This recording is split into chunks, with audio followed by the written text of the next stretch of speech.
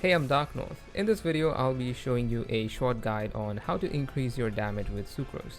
Sucrose is a character that can give a lot of different buffs to your team by only taking one slot, and also being a 4-star character, and also having a viable 3-star weapon option. So let's go over some of the things that Sucrose can do.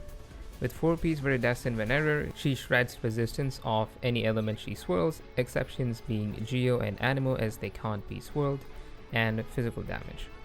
If you don't have a good 4-piece Viridescent Venerer set, or you are a newer player, you can also use 4-piece Instructor, which is a 4-star artifact set, until you get the Viridescent pieces you need. But you want to have a 4-piece Viridescent at some point, as it's too strong and useful on her. One of her passive gives a flat 50 EM to the team, and the other passive is EM Transfer, scaling with her own EM.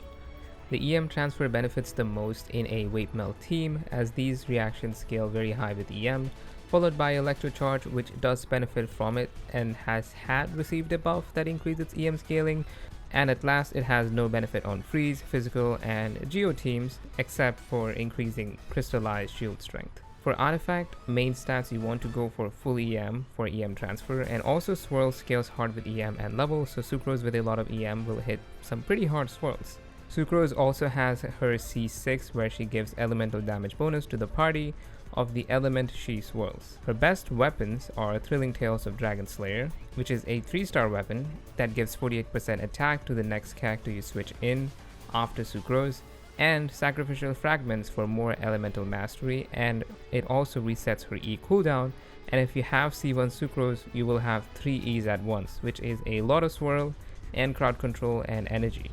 As for which of these buffs from these two weapons will increase your damage more and which is better for team utility depends on your team comp and character builds and how much attack and EM you already have.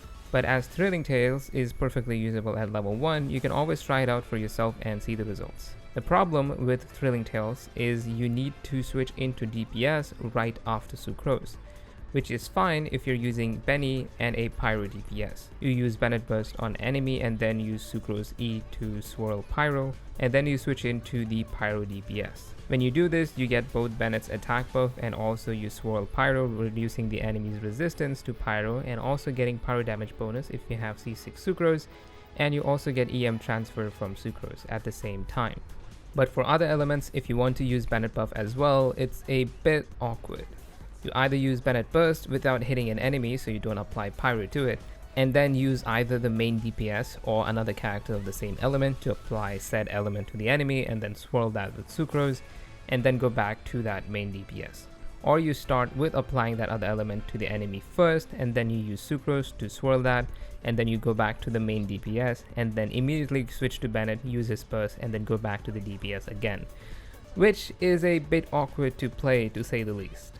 You generally just use Sucrose E to swirl and use all her buffs, as her burst can mess up reactions in a Vaporize or Melt team if it swirls the wrong element. So use it for crowd control or for iframes in those teams. In Electro teams and in any other team, you can use burst with no problems at any time. And that's about it. Swirl the element you want to buff and you'll do more damage. She might look hard to play and use at first, but she's very simple and can greatly increase your damage. That's it for this video. If you enjoyed it and want to see more stuff like this, be sure to sub to the channel. I would really appreciate it. And if you have any questions, you can leave them down below. Thanks for watching. Have a good one.